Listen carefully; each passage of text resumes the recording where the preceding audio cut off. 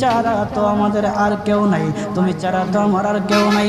আল্লাহ গো, তুমি যদি মাফ না করো কে আমাকে মাফ করবে? তুমি যদি মাফ না করো কে আমাকে মাফ করবে? তুমি যদি আমাকে মাফ করো তাহলে তোমার কোনো দিকে কমবে না, তুমি যদি আমাকে মাফ না করো তোমার কোনো দিকে বাড়বে না।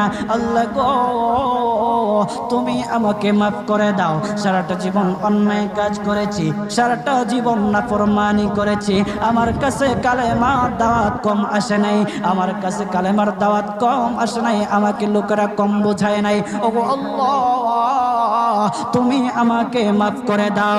মাফ না করলে কোথায় যাব, কার কাছে যাব? বাবা যখন মারে তখন মার কাছে আশ্রয় নেওয়া যায়, মা যখন প্রহার করে তখন বাবার কাছে